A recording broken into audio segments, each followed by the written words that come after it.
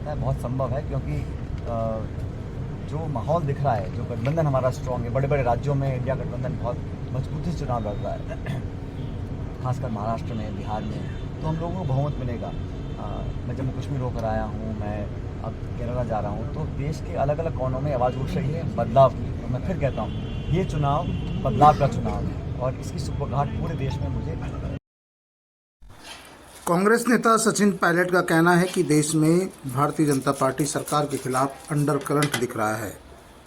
देश की जनता बदलाव चाहती है, क्योंकि पिछले 10 सालों में देश में जिस तरह के हालात बन गए हैं, लोगों में भारतीय जनता पार्टी के खिलाफ और मोदी सरकार के खिलाफ लगातार अविश्वास बढ़ रहा है।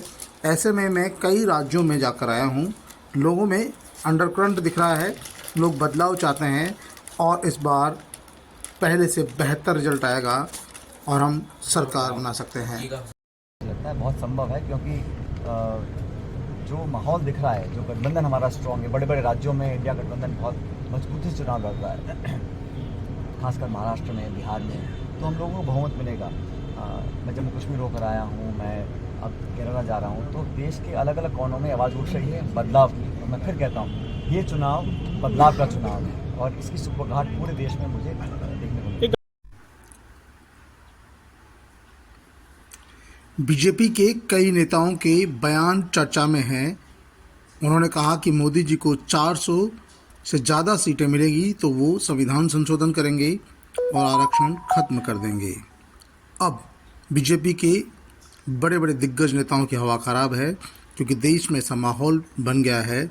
लोगों को लगता है यदि मोदी जी 400 पार जाएंगे तो संविधान भी खतरे में होगा और आरक्षण भी खत्म हो जाएगा। अब बीजेपी के नेता सफाई देते फिर रहे हैं, लेकिन लोगों के उतर नहीं रहा।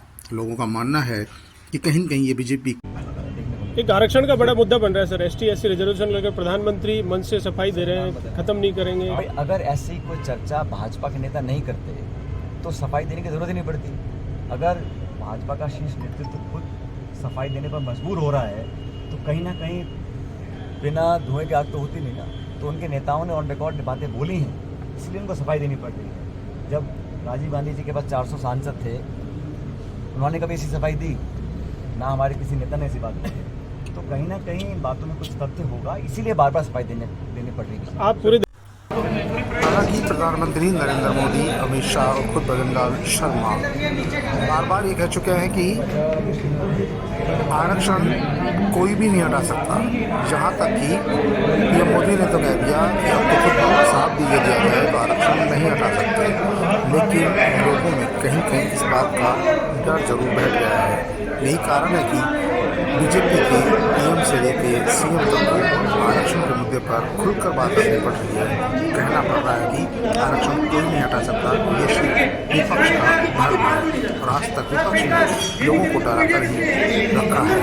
वहीं दूसरी ओर कांग्रेस और दूसरे नेताओं का कहना है कि भारतीय जनता पार्टी के नेता बार बार संविधान बदलने की बात करते हैं, तो यह क्या है, आखिरकार इसका असर दिखेगा।